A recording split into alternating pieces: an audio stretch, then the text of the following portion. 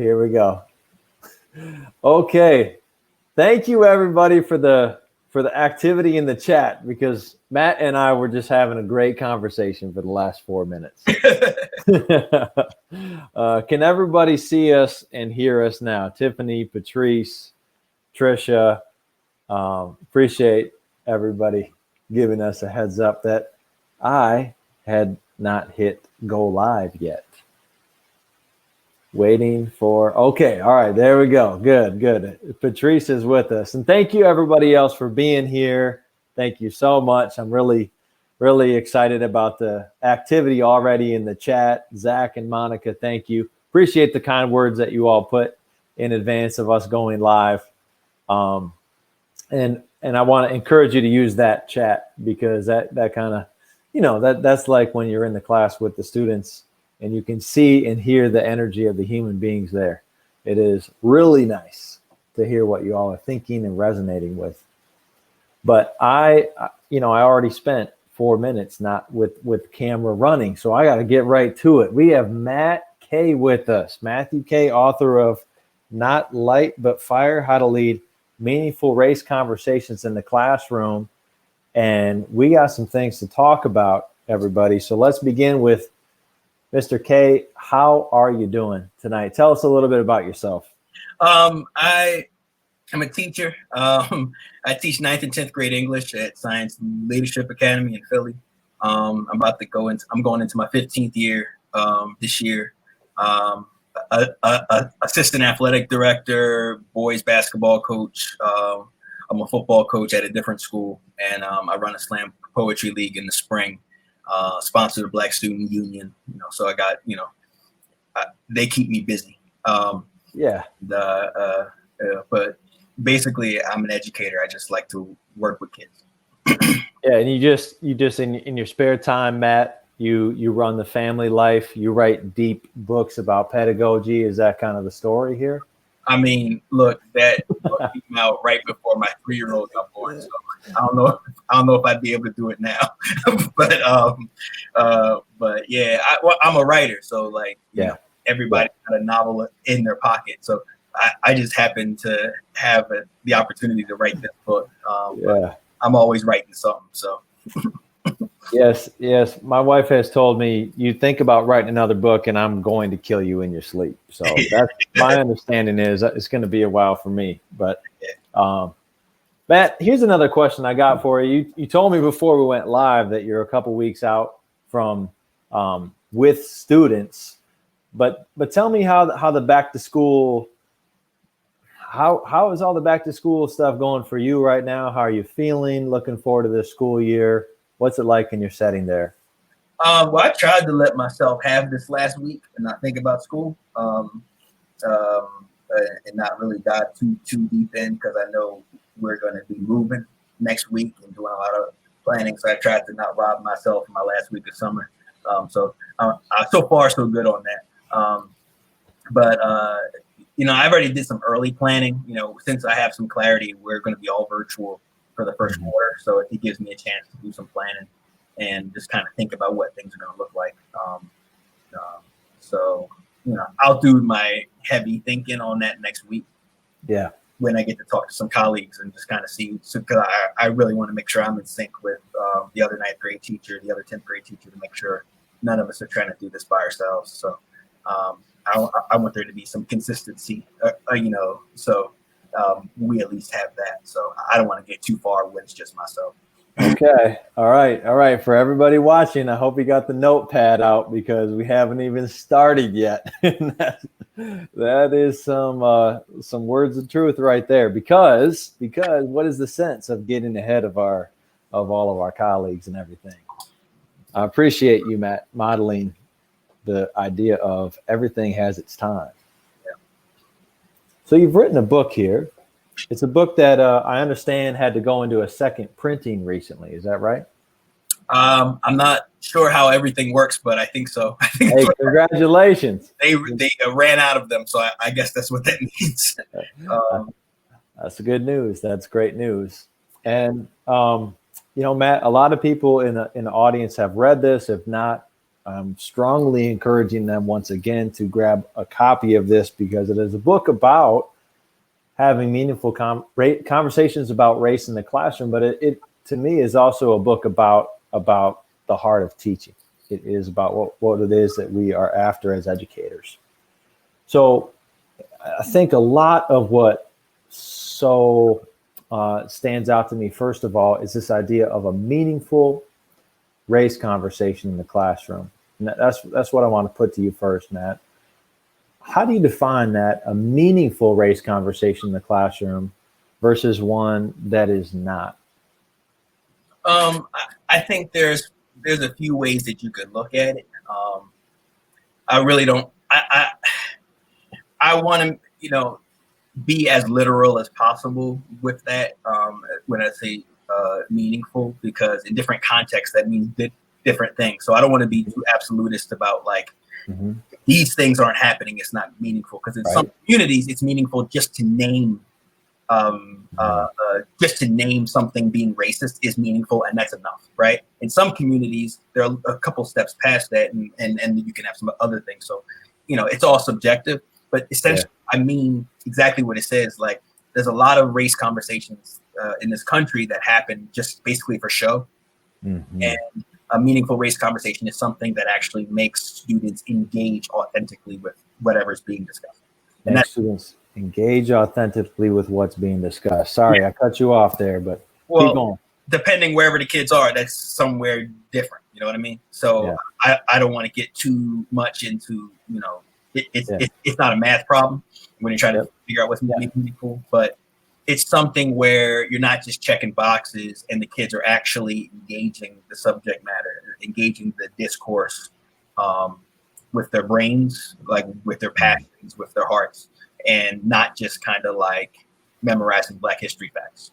Okay, so these are conversations in which all the students in the room are bringing all of themselves to what is being discussed. Yeah. That's a pretty high bar, Matt, don't you think? Well, I think, I think yes, it is. But also I think there's a certain, I've worked throughout my whole career learning that a lot of times kids want this. Like they don't know, that's what, they're tired of the nonsense and they're bored with basic stuff. And so when you have a conversation that actually forces them to engage something on a thoughtful level, I've seen a lot of times where kids, it makes them like it, to be honest. Like it makes them, we sometimes assume that the kids are going to be shook by a meaningful race conversation when they're not going to be shook. That's what makes them pay attention, what makes them actually care. So, I just want to make sure if I ever make a mistake, I'm going to make the mistake of like maybe going a little too hard, or like making sure I'm trying to be too engaging, or I'm trying to make it too relevant to their lives, and not the opposite, where I'm just trying to be shook and scared and just assume that they're not going to want to engage. Because if I make a mistake, it'll be that mistake. It won't be the mistake of assuming the least of them, and that they, assuming that they're simple-minded. Assuming that they're simple-minded. So when you're building toward this, and that is such a strong story of the book. This it's this craftsperson's approach to building a culture where what you're describing, this high bar that you're describing, is possible. What you're building towards is something that is indeed a high bar, right? You're not aiming low at all. In fact, if you're going to err, you're aiming high. Yeah. Okay. Well, I imagine a lot of problems can come of this, and surely many teachers are worried about that. So what do you say to the teacher who is going into this fall? I'm nervous. I'm scared. I'm not quite sure if I've got what it takes to facilitate the type of conversations that Matthew K is telling me that he aims after in my room. What do you say to encourage that colleague? Well, you do have what it takes. I tried to put down a book to tell you some things that how to do it. So you don't have the excuse of not knowing anything. You have at least a starting place. I'm not perfect. The stuff I wrote down isn't perfect, but I try to meet you where you are as long as you're earnest and you're ready about it. Now, if you're nervous because you see the weight of what's going on, then that's good. I'd much rather work with someone who's nervous, because nervous means you know how serious this is and how real it is. And I'm scared of teachers who are just completely comfortable discussing race with their students, because I'm not, and I've been doing it for 15 years. And so you're more comfortable than me, then I'm nervous around it, because I think you might have some hubris. You might be out here being reckless. And so I don't mind you being nervous. And if you're white, especially, yes, be nervous. I got no problem with that. You should be. There we go. That's not an issue. But if it's paralyzing, that's different. You know? Can you talk more about that? Because let's face the numbers. A disproportionate amount of educators in the United States are white. Yeah. A lot of people, I mean, we can look at the New York Times bestseller list. A lot of people are apparently reading about race this summer, having conversations about race this summer. Yeah. I think that's pretty obviously true. What do you get concerned about when teachers enter into this fall and they think, okay, all right, let's go. I'm gonna broach the conversation. What are the biggest cautions that you would give? Because maybe we've got somebody who is white. I mean, and they're thinking, I'm gonna do this. I'm gonna do this. I can't wait. Day one, let's go. Well, first off, my space is to encourage them. Like, good, go get after it. Go do some work. You know, I think, you know, the teaching force is white. It's going to be white for a long time. We can do the best we can to recruit more teachers to look like me, and we should. We should keep doing everything we can. But in the meantime, like, a wave of us is not coming, because school sucks so much for people who look like me that it would take a special brown person to opt into being a teacher. Like, that's not, you have to have a special experience, some family history, something good must have happened. But systemically, school stinks for us. So school is something that we try to escape. It's not something that we like opt in on. So what happens, we're never going to have a wave of Black educators that are just going to appear. So white people have got to be able to do this. Like, so you can't just sit around and wait for someone that looks like me to come do it.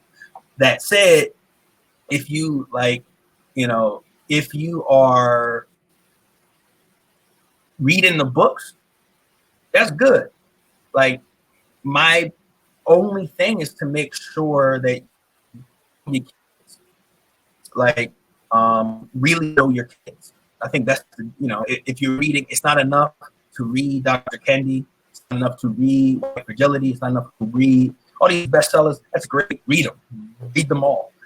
You know, read Not Light but Fire. No problem. But the most important thing you need to read is your young people.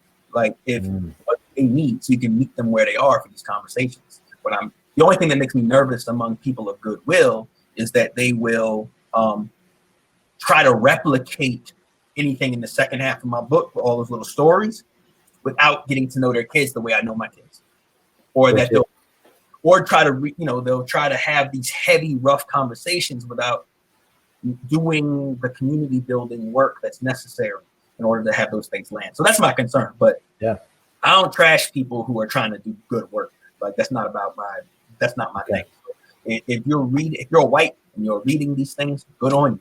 Like, good. And just make sure that you spend enough time getting to know your young people this fall and seeing where you are in the community, and what are the community beliefs and what are they coming with, so that you're ready to be so that you're ready to do this work. Because okay. Aren't my kids. Your kids aren't somebody else's kids. But okay. You know them well. Okay. This sets up a question from a reader. This question is from Kim, Matt. She's saying, how do you suggest encouraging productive conversations about race when the school climate is not diverse at all, and many families in the community are either blatantly or functionally racist without apology? It's difficult to remain level-headed without expressing anger towards students who have been taught to see the world through the lens of, as Kim puts it, Southern pride. And she's based in Missouri. So you're talking about reading the students. What counsel do you have for Kim? Well, I have a couple, not in any particular order. I think the first conversation, you said Kim? Kim. The first thing Kim needs to do, Kim, is talk to your admins and see what you have cover on. See what you have cover on. See where they have your back and where they don't have your back. Mm-hmm. That's important. All the stuff, I've gone through some stuff the past couple of weeks with people trying to get me fired and stuff, but for just wondering about safe spaces for young people. And my boss told me from the rip, and my superintendent, my school board, all that stuff, is that your job is safe. Like, you go for you. And I think it's important. I'm in Philadelphia. I'm not where you are. And so I think that's important. All the more reason is you have a mortgage to pay, you got rent to pay, you got kids to take care of, you have all your stuff to do.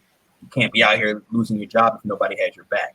And so first off is figure out who has your back in that. So if a parent emails, is your administrator going to throw you under the bus? Or like, can you forward an email to your boss and say, hey, kick that up the chain to people making more money than you are? You know what I mean? And if they have your back, if they're willing to put their neck out and say this is an anti-racist space, then the next few conversations are about threading the curriculum and stuff that I talk about in the book. You know what I mean? Like, then it becomes, how do I look at race as a lens and not as a subject, so that I'm not just going in there and preaching about race, but I'm weaving it in everything I do.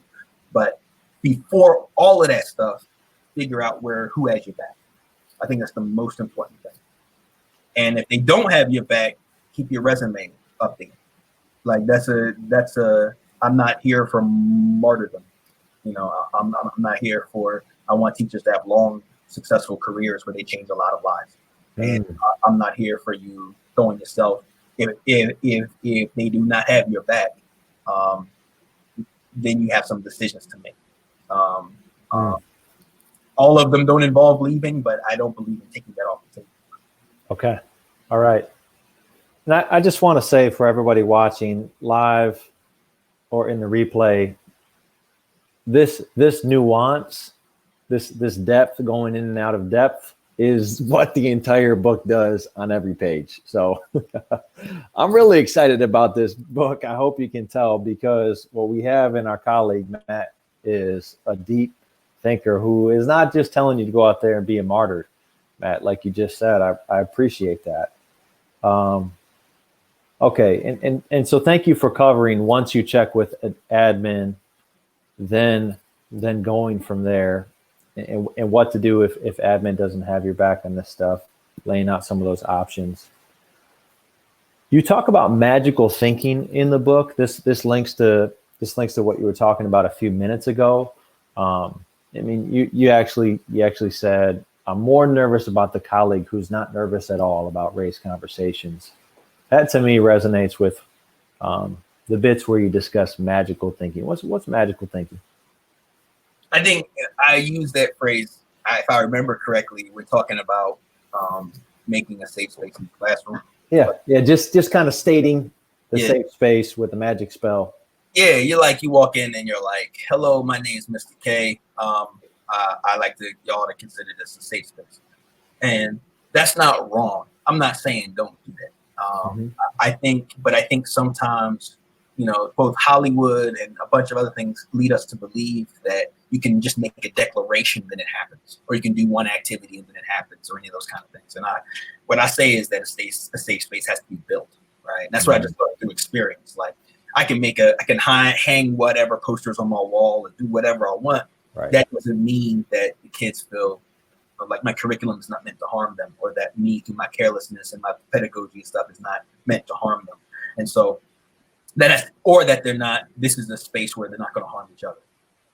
So I think, and I try to lay out in the book different ways to build a safe space, so you're not just like magically thinking that it's going to happen. Yes. Yeah, you come right out of the gate with that in chapter 1. talking about that. I want to touch one more thing on the book, then we'll go back to a reader question. Even before that, you established this metaphor from Frederick Douglass, not light but fire. That carries throughout the entire book. Tell us what it is about that, because I feel like there's a lot of light right now, Matt. A lot of light. And there's about to be a lot of light in classrooms all around the United States is my concern, but maybe not necessarily fire. So why that metaphor to title the book, to carry through the whole book? Well, I took a Frederick Douglass class in undergrad, and it was just an intensive, like a Frederick Douglass intensive. And when I was introduced to his 4th of July, to Douglas' 4th of July speech, that part just stuck with me. Like when I was like a 19-year-old kid, just like stuck with me over and over again. This idea of Douglas in that speech, talking about how people are always saying, well, Douglas, why don't you just try to convince these Southerners to do this? Why don't we just stop being so truthful? Stop, prove that the enslaved people are equal. And he would say, like, we're equal. That's why you have laws against us learning how to read, and you don't have those about cows and chickens and stuff like that. So you're not being authentic in what you're saying. Like, we're equal. You just want to hurt us and harm us. Like, don't try to. There's something fraudulent about what you're asking of me. Let's be honest with each other, right? And so that stuck with me. Mm. When I was like a college student, it was like not light but fire. He said it's not light that's needed, but it's fire. And fire, and all the things that metaphor, stands for, like change, movement. And so that's always been stuck in my head. And that wasn't the title of the book. That title got thrown on at the very end because I followed that thread all the way through. And the working title was Loaded Conversations. And I got to the end and I was talking with my wife and I was like, I think I want to change this title. Plus, I Googled loaded conversations and just all this gun stuff came up. So I'm like, I don't want it to be. But I stuck with I didn't realize that metaphor was going to be a founding piece, like that was going to be thread throughout the whole book. And then it just kept coming back. And at the end, I just asked my editor, I said, let's change this thing. It's kind of an awkward title, but I liked it because that's kind of what I'm trying to get at. But there's a difference between meaningful and not meaningful. Thank you. This is a question from Barbara. Barbara is saying, one of my concerns is opening up discussions about race. In opening up discussions about race is dealing with comments that are racist. I worry about giving students a platform to vent. How does one prevent that and still have an open discussion? Well, that's a complicated question. It depends with you. For instance, when you say like things that are racist, that depends, right? Because there's some ideas that a student might express that might be racist, and they might be said, and that's something as an educator you have to educate them out of through the discourse. And so there's that kind of comment, and then there's the kind of racist statement that's said like invective, like I'm trying to hurt somebody, right? And I think those two might be different things. You know what I mean? Like a kid say something racist because they don't know it's racist. Like that's not how they're like. Yeah. And through the discussion and through the unit, they learn, hey, that's a racist idea. I didn't realize that was a racist idea. That's just you being a teacher, right? And I think one of the hard things, in chapter 2, I talk about the different kinds of conflict. And one of the hard things is trying to figure out what kind of conflict I'm dealing with. Am I dealing with a kind of conflict that is like, this kid's trying to hurt feelings, this kid's trying to do this, or is this kid just ignorant? Like, is this an ignorant kid? And part of my unit is based on kind of dismantling and destabilizing some of this ignorance because I'm a teacher. That's what I do. So I think it's a little complex. If it's meant to hurt, if that's what she needs, like if a kid pops off with N-words in class, that's the discipline issue. So you're teaching a discipline toolkit. And that's why it's important for you to talk to your administrators and stuff. You're like, yo, if a kid is out here just trying to hurt people with their language, do you have my back if I pull out my discipline toolkit to deal with that? Like that's not discourse, that's bullying. Like those are different things, right? And to be honest, to keep it real, it's difficult now in this political climate because bullying is now completely acceptable. Yeah. In a lot of adult world, name calling, all that kind of stuff is completely acceptable. And so now we're in a place where like a kid says something, kid gives a kid a nasty nickname. Now all of a sudden, if you check them on that, the parents can accuse you of politicizing, right? And so it's not easy right now in this climate. But still, that's why you need to talk to your admins and talk to your folks and say, look, is this a racist place or not? Okay. Like, is this a place where, I think that's an important conversation because, but also in the flip side, I think a lot of times there's a lot of overreactions where kids just trying to learn something. You're just having a conversation. And all of a sudden the kid says something like, well, I don't think the system, the kid might say, I don't agree that the justice system is racist, right? Right. That's not a discipline issue. You're an educator. You have to, you're teaching them. Does that make sense? If a kid says, I think all this is overreaction, that's teaching. That's not a, but sometimes if we get too sensitive, we can treat that like a discipline issue. You're not respecting, and it's like, no, you brought it up. Like you brought up the police system. Right. Be ready for that and be ready to engage that through conversation thoughtfully and train the kids to do it, or else don't bring it up. But I think that's the difference. We can't treat that like discipline. That's not discipline. That's just teaching. Yeah. And this is in chapter 2. Matt walks through the 4 different types of conflict, over facts or data, over process or methods, over purposes or over values, and gives a scenario, an in-class scenario of speaking with students about Michelle Alexander's The New Jim Crow. And just reading through that scenario, I saw all these connections to the conversations that I've just been having with, like, people in my community and all types of people. So that is clarifying, not just for the classroom, but also I think for life, which all good books about teaching really are.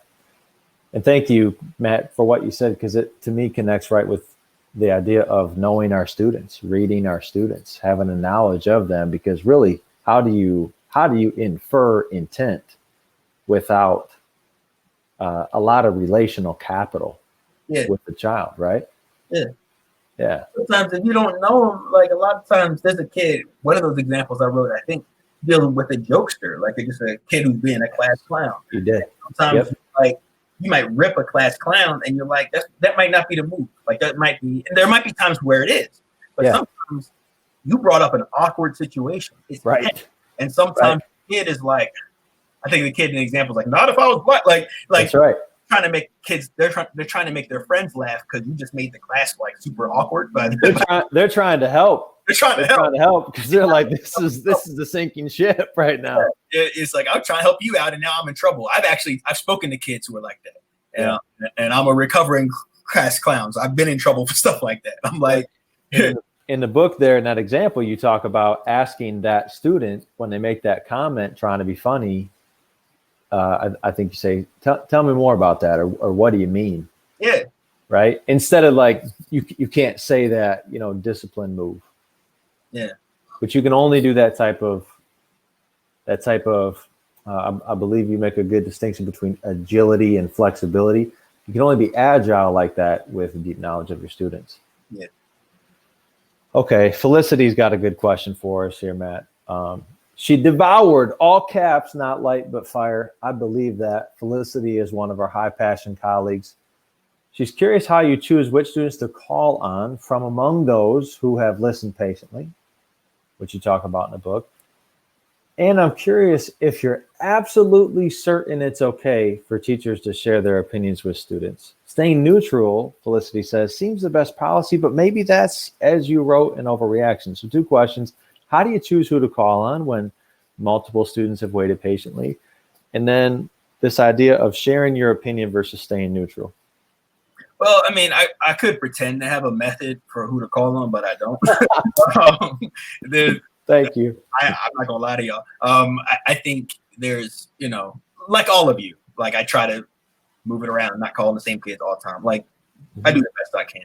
Yep. That the biggest thing with that though is diversifying the package a little bit and make sure you do enough small group, one-on-one, whole class, so that it's not wholly dependent on me calling on people. It's also like there's so many different kinds of structures of conversation that if you know, like so I'm not messing it up.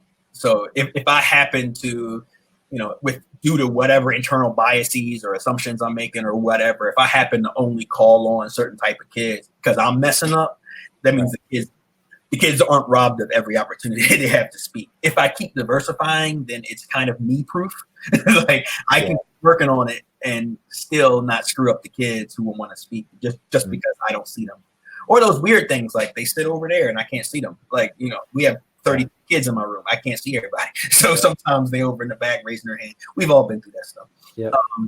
The second question was about teachers sharing their opinions. Versus staying neutral and whether or not you think that in light of now, I think what Felicity's saying is, are you sure? Because I'm about to go into teaching this year, and are you sure? We're not preachers. The kids aren't our congregation, so our job isn't to proselytize to the kids. So that's important. That's not our job. It's not our job to tell them who to vote for, who's the right candidate, that kind of stuff. That's not our job. What I will say though is sometimes kids ask us, "What do you think about this?" And we deliberately sidestep that with some stuff that's like, "Well, I don't know. What do you think? I don't know. What do you think?" And when I speak to kids, they are constantly saying they don't actually like that. They don't appreciate that because they've expressed a need. They're curious about what you think. They respect you enough to see that you have an opinion, and you're withholding that from them, which makes them feel like you treat them like babies. And that's where I am about sharing your opinion. And I think if your instinct is to not share your opinion, it's not a bad thing because you respect the power dynamic difference. And you're saying, I don't want to go in there and just dominate. And so I respect that. That's not a problem. Right. But I do think, and I think you can moderate that, like I write in the book, by saying when you share your opinion, invite students to disagree, invite students to see holes in your argument, those kind of things. You can do that. But I think it might be an overcorrection. Yeah. I never, like as a rule, sometimes like early in my career, and I've seen people of very good will have like a general rule. I don't share my opinions about sensitive issues. And I think that might be an overcorrection. I think there are way worse mistakes that teachers make. So if that's your mistake, you're all right. Like it's not but I think sometimes your kids actually have expressed a need and you are like not honoring the need that they have expressed, which I think, you know, they've expressed the need because they respect you, like as a scholar, as someone who has an opinion. And then, so if you don't share it, you're kind of like, no, we don't have that relationship, kid, back up. You're not good enough to hear my opinion, which is how sometimes 16-year-olds that's how 16-year-olds might process that. It's like, K thinks I'm a baby. Mr. K thinks I'm not, and I don't want to share. Yeah, and he's asking me to share, to put myself out there in these conversations, but he's not even willing to go an inch. Yeah, but even own it though. You're like, I find kids are smart. You can just own, like, look, I am a teacher. I'm a teacher. You are my students. I'm concerned that if I share, you might take what I say as gospel, and that's not what I'm trying to do. Yeah. Sometimes, if your kids are like my kids, they might look at you like, get over yourself. I'm my own. Touching yourself, man. I just calm down. You ain't God. Like kids will, and that's. I think being open is good. You know what I mean? And so I think over correcting is, never sharing your opinion might not be. Yeah, I mean, what you're describing is being open from a super secure place, because I don't need you. I don't need you as my students to come to see things my way. That's not what I'm after. I'm going to go out of my way to verbalize that right now and tell you that from my position as a teacher, I'm a little concerned about sharing with you this, and that which gives them the opportunity to just, bring us down. Like saying like, no, I was just super bored and it was the first question that popped in my head. I could care less what you think, Mr. Stuart. But now I'm curious. Go ahead and tell Okay. me. Oh, okay. All right. That's good. Thank you. Thank you, Felicity, for asking that question. I'm going to keep going through them here, the questions that readers or our colleagues are bringing.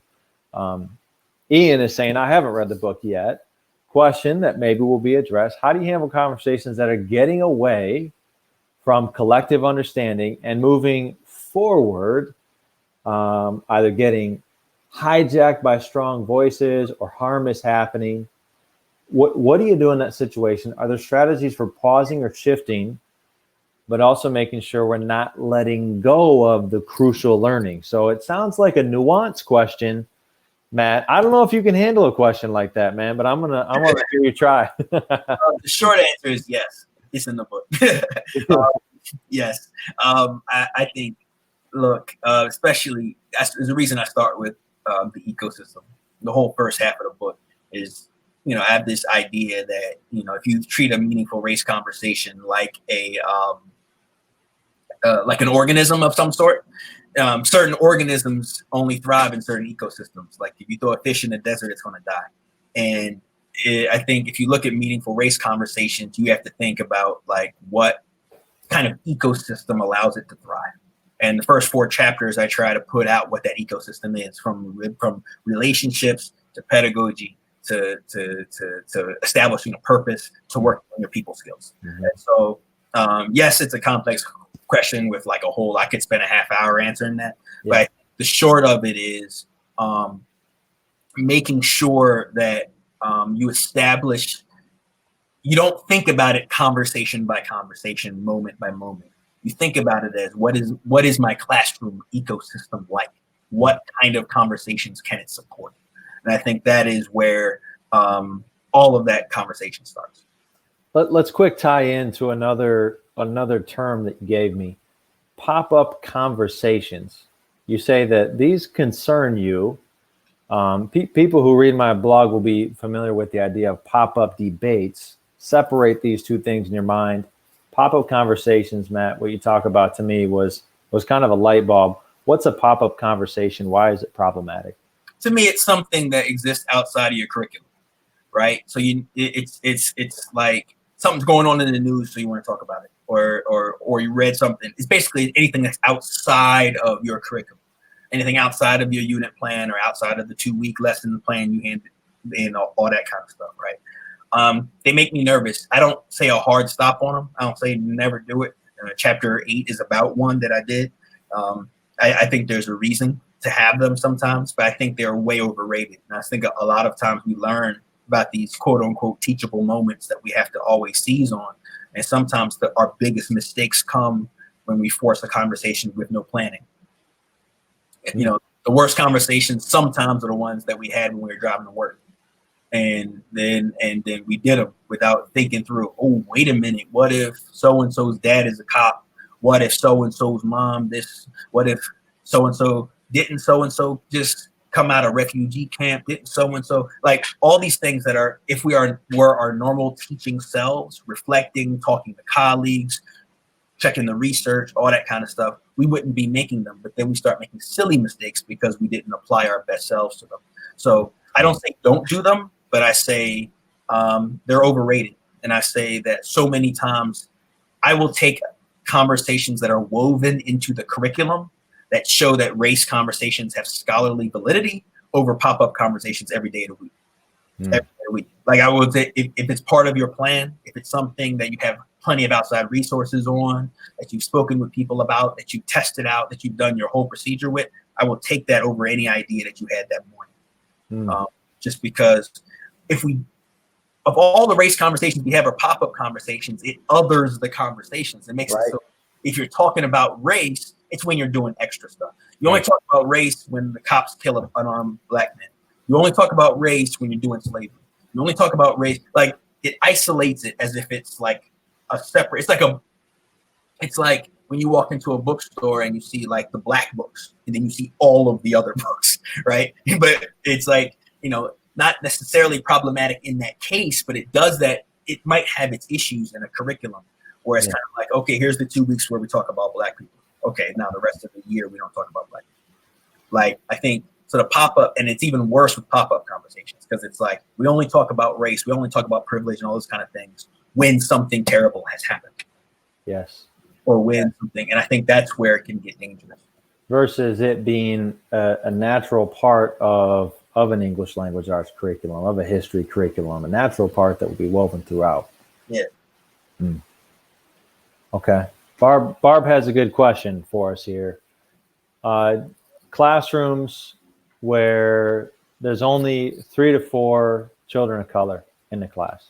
It's majority white students in the class.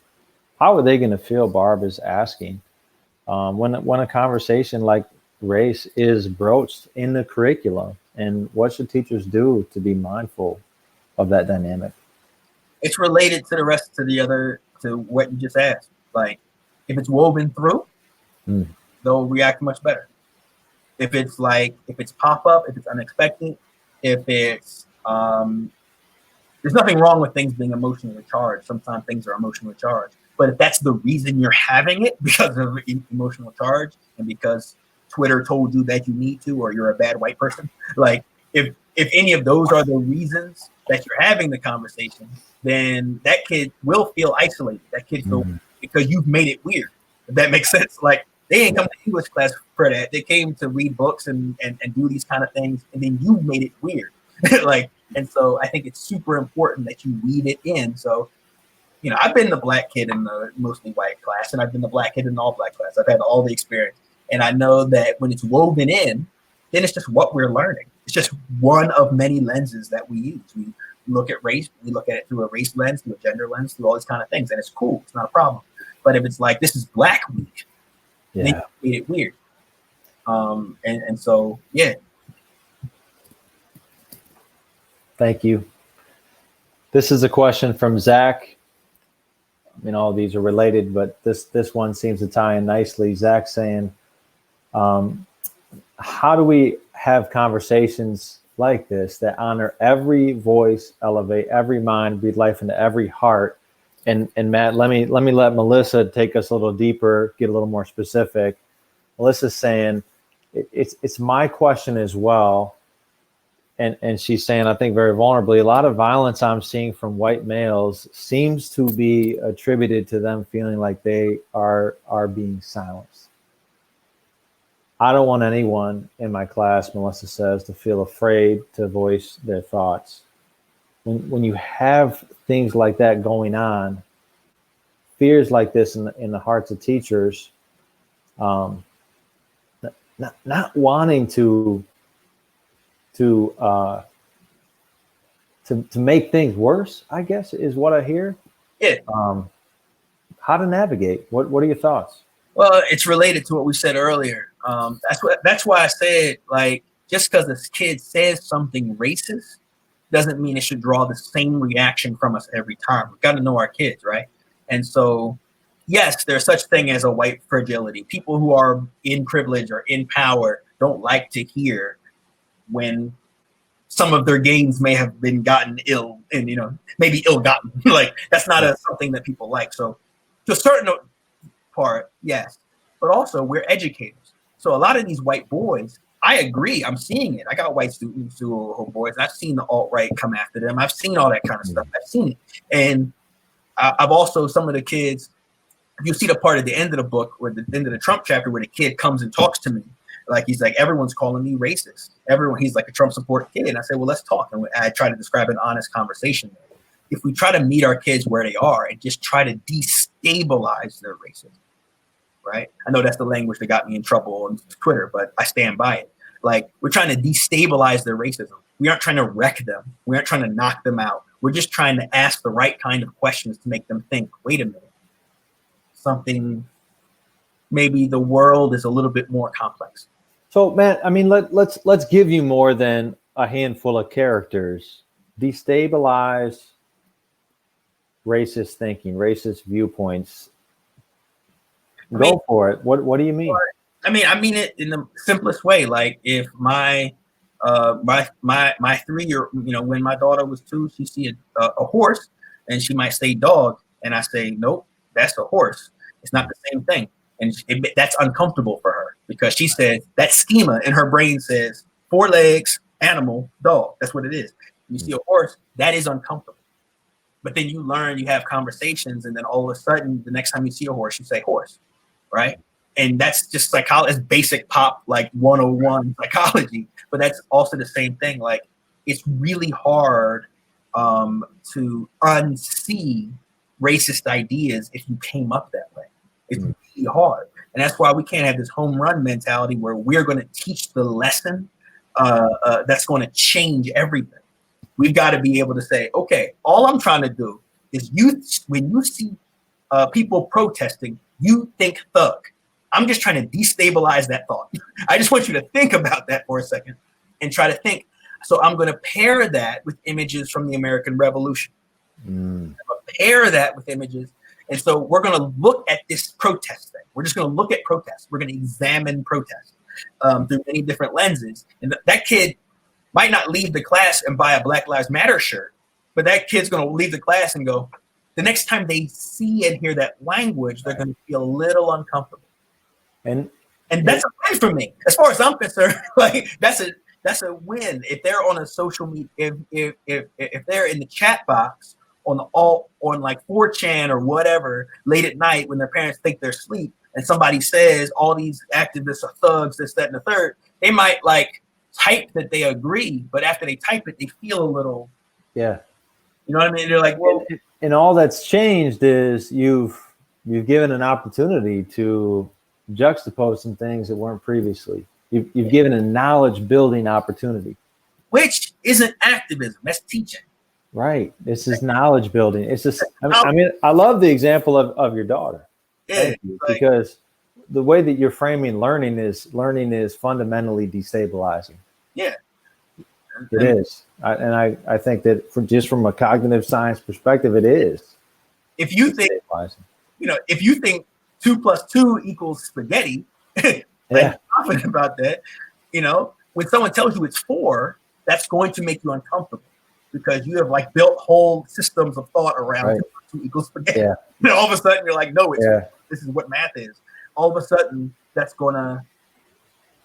you're gonna walk a little bit different. You're gonna feel a little bit off. And as an educator, that's our job. That's our job. And that's so with that kid, I think, but you can do that and lead with love. I've had multiple white boys who I can tell I'm the first Black teacher they've had. I made them uncomfortable, all that kind of stuff. But those kids, senior year, they come up, shake my hand. Like those kids, we've seen many kids. It's like, look, and I'm not saying how they're going to grow up and vote. I'm not saying, but I know that they're thinking now better than what they were thinking before. I know, you know that at the end of the class, they're not mad at you. Yeah, they're not thinking that guy was a jerk trying to brainwash me. Yeah, I'm so glad I'm done with him. Yeah, no, they're like, damn, that class was hard, or they can be frustrated with me and stuff like that. But it's all love, it's all love, and so when the alt-right comes for them, they'll be a little less receptive, which is all I want. That's all I want. Because they have been given knowledge. Yeah. They've been given teaching and instruction. They've been given an education. Yeah. And I do want to say to folks watching, I'm going to go to our next reader question here. But I want to say that earlier I said not light but fire is the theme woven throughout the book, but perhaps sorry about that. Perhaps even deeper are the themes of love and humility, I would say. It was especially humility that just kind of smacked me in the face, because it's rare to find in a teaching book, I think. Thank you, Matt. That was beautiful. And I wish that viral news posts could have the depth of thought that you just gave to us. I ain't even worried about it, because people whose mind is in the right place, they see what they see, right? Yeah. Listening is at paramount to me. Yeah. It's like people, for instance, an example. It's like people who, like, no matter what athletes say about why they're kneeling for a flag, people will say, no, you're wrong. This is why you're kneeling. And it's going to be, bro, I just told you. I just told you exactly what I'm doing. Yeah. La, la, la, la, la. Yeah. Yeah. And so people are not going to listen, are not going to listen. Yeah. They're not going to listen. So I'm not even worried about that. But yeah. The dehumanization of the other. Let's go to Craig here. He said he was delving into the world of code switching this summer. Then he saw that this is considered a form of being racist, question mark, exclamation mark. I was planning to try and implement a lesson about code switching in my class, but the last thing I want is to be misconstrued with my efforts. I was just trying to be helpful. Thanks. So I think he's just trying to get your take on that idea, Matt, if you want to take that. I mean, you can discuss it. It all depends on how you're contextualizing it. You know what I mean? Look, it's going to be hard to keep up. You know, this race knowledge and race theory, critical race theory is moving forward at a rapid pace. And there's a few things you'll notice you can see how fast it's moving forward by the phrase anti-racist that doesn't show up in my book. Because I literally had not read a lot of the scholarship that is out now. Right. And so people like I was describing anti-racism. I was doing those things, but I had not read. I've only been, my book came out 2 years ago, and I spent the last 2 years reading Dr. Kendi, and I'm like, oh, okay. Okay. Scholarship moves fast, right? And so, and I'm not embarrassed about what I wrote for that same way. Same thing. Depends on what you're doing with the term code switching. Okay. Right? Depends what you're doing. Like if you're having a thoughtful conversation, go for it. Even mention it. Like, don't try to be an authority on everything. Just say like, hey, look, I love being open with kids and say, hey, look, I've also read that this phrase is racist. What do you think? That's something to even discuss with kids. Okay. Like that's something like show them an article with people saying this idea of code switching is racist. Show them something else that says something else and then discuss it. It don't even have to be a debate. So what do y'all think? Like, I think I'm on the team of cutting yourself some slack because scholarship moves fast. Like, you are on the team of cutting yourself some slack because scholarship moves fast. Yeah. I mean, I think that's number 100 of sentences that you said during this that I'm going to go back afterwards and write down. Thank you, Matt. This is from Jessica. What's some invitational language to use with younger children so that they feel safe to ask difficult questions and share ideas with each other, even if they might make a mistake? I like to, I don't like to pretend to know things I don't know. I work with older kids, so I don't want to, my mom taught third grade for 36 years, so I know what that is. That's why I'm teaching. So, but I don't want to pretend to know exactly what they know. Working with younger folks, I think you can always create junior versions of the activities that I've discussed in some language. But I think also the concept of being patient. I worked with an elementary school yesterday. I think the concept of listen patiently, listen actively, and policing your voice. Those are things that I would love to see. I wish my kids learned earlier.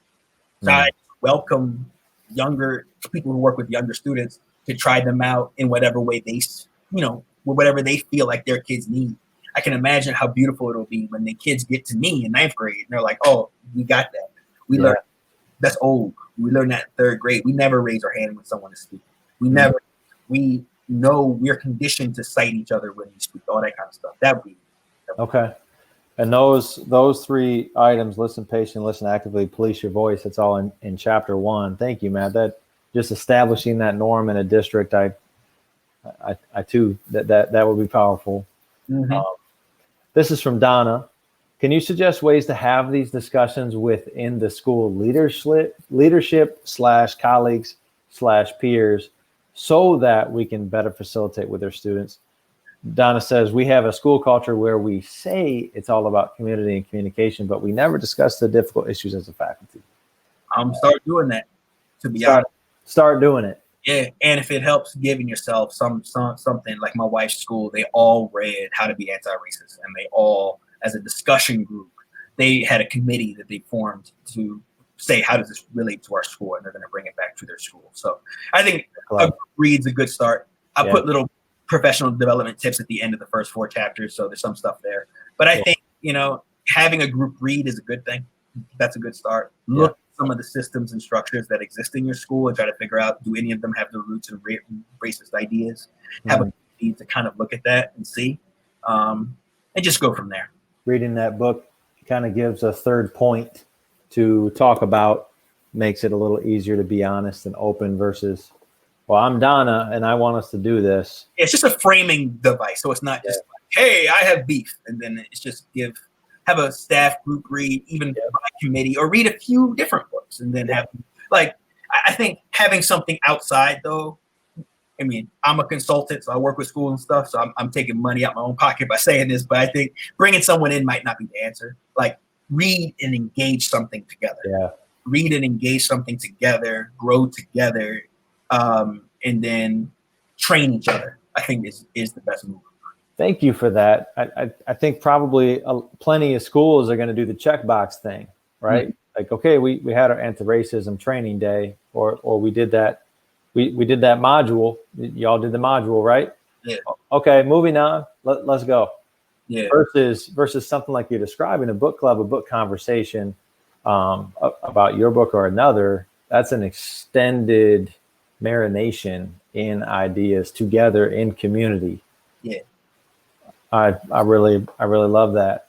Here's what Aika asks. She says, sorry if this isn't covered if this is covered in the book, not quite finished yet. What's a good way to respond to people who say things like, I don't see color, or emphasizing differences in the races only makes the problem worse? These are buzz phrases I hear people saying and see people posting.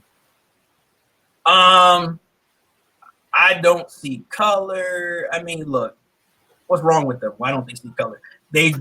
Anyone who doesn't see color is intentionally disengaging. And my advice is always step over. Like, anyone who has that come out of their mouth, I don't engage people who don't see color on race talk. I'm so much engages them. There's so many books and so many activities. Anyone who doesn't see color now has made a decision not to see it. And that they're being very actively ignorant in ways that someone has to deal with them. That's just not my thing. My thing is working with people like me who just want to get better. They're like, I'm not perfect. I just want to have these conversations better. I think there's so much energy that's always wasted on people who are just decided they're not going to get better and they're not going to try. That's not my thing. I spend all my energy on people like me, so who just are struggling and they're just trying to do better. And so I don't see color. Fine, this conversation's over. I'm done with you. Yeah, I appreciated that in the introduction too of the book, where you're basically saying, I'm not going to spend a page convincing you that you should be having conversations about race in your classroom. I'm assuming that if you're reading right now, you're accepting that. Yeah. Let's talk about how to do it, because there's not enough attention paid to that. I do step 2. I don't do step 1. Like you have to already have. I'm not going to convince you that white privilege is real. Like, that's a whole other. Like, if you can live in America right now, look around and see the world and say the kids don't deserve to talk about race, someone's got to help you. It's not me. And I think, but I do think it can be toxic to spend so much energy on them. Yeah. Which is what happens. We spend so much energy on them. Yeah. Focus on your task. Focus on your classroom. Focus on your curriculum. Teach. Yeah. Here's one from Denise. We only have 3 more, Matt. I know it's 8:02. Are you okay? Yeah, I said I'm going to drop in on a book club pretty soon. So I just wanted to send a message to them and say, hey, I'm still coming this week. So okay. Go ahead and ask. Okay. All right. This is from Denise. She's saying, I really appreciate your thought on how to build conversational safe spaces, not merely declare them. Any suggestions for building safe spaces during distance learning? I can't believe we haven't even talked about this yet. I do not want to pretend to know that. That's one of those things that's huge. I get that all the time. Right. Developing that just like everybody else. What I will say, I want to reflect for both synchronous and asynchronous what it means to listen patiently. Like, should people be chatting on the box at the same time as some people are talking? I don't know. Like, I'm actually still, I don't want to pretend to know that. What I will say is that the house talk activities in chapter 1, those work during the virtual. That's the only thing my kids look forward to this spring. That good news, high grade compliments, burn 5, that kind of stuff. Yeah. I will lean even heavier into that going virtual, because I think as far as ecosystem is concerned, I got to find some spaces for the kids to be human to each other. They got to be human to each other because they're going to be staring at screens for so long. It's not healthy. And so I make sure that they can engage each other in that kind of way. Be human to each other. Yeah, absolutely. Give me 1 second. Yep, please. All right, cool. All right, we can lightning round these last few, okay, Matt? I just want to tell them that I was on the way. Okay, all right. Donna, any ideas for getting to know our students better when we're teaching all online? Which I'm just going to answer for you. That's that house talk. That's chapter 1. Fair? Yep. Burn 5. Okay, cool. Zach, follow-up question and to comments about destabilizing racism. Where do we take them then to ground them once again? I believe your point is not just to shake people up and leave them lost, but rather to help them find something as a result. Matt, this reminds me of your chapter about purpose. Yeah. Which is a beautiful chapter. So give us a snapshot. Yeah, I think I agree with you. I think that's a great question, right? Yep. You don't just want to shake them up and leave. That's violence. Do that. It might be unintentional violence. It might be not mean-spirited violence, but it's still violence. And so you want to give them some purpose. And so I have a whole chapter about that. I talk about 3 propositions to ensure purpose. I talk about publishing. I talk about the chance to contribute to scholarship. I talk about finding solutions to hard problems and things like that to make sure that you're not just destabilizing and leaving, but giving them a chance to say, why did you make me do all this work? You know what I mean? I came to English class to do this and you made me do all this work. You got me in my feelings. You got me questioning everything. And where do I put all that? And I think it's our responsibility if we're going to destabilize them to help them show, okay. Yeah. If you're going to give me this new information that causes me to experience pain or to empathize with pain, I need to be able to do something. You gotta let me do something. I know I'm only 16 or 15 or 13 or whatever, but you gotta. Yeah. Don't tell me all this work was just so I can have a good conversation and you can feel like you did something. Like this. About me, I've got to do something. Perfect time to end. Okay. I think, Matt, you might have lived up to this word in red. Folks who are here, folks who are watching the replay, please join me in thanking our colleague, Matt.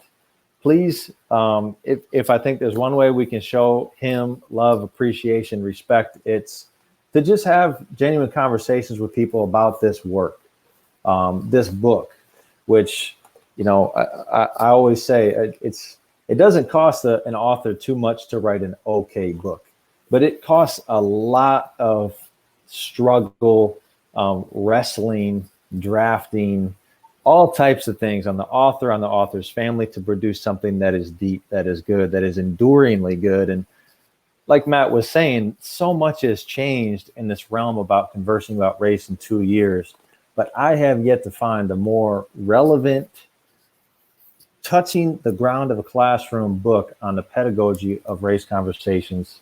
I've yet to find anything close. So please show your appreciation, not just in the comments. Thank you for the comments. I really appreciate all the energy there. And Matt, I'll send you like the transcript of that, okay, for you to look at on a cloudy day, because there's a lot of love in there. Absolutely.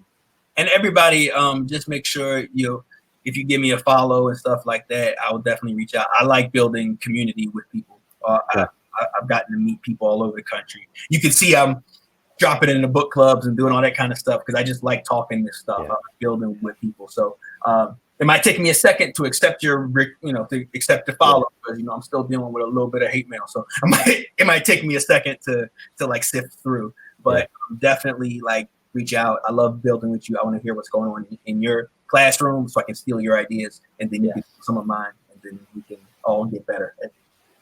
And on Twitter, that's Matt. Is it Matt RK? Yeah, Matt RK. Matt, the letter R, K, K-A-Y.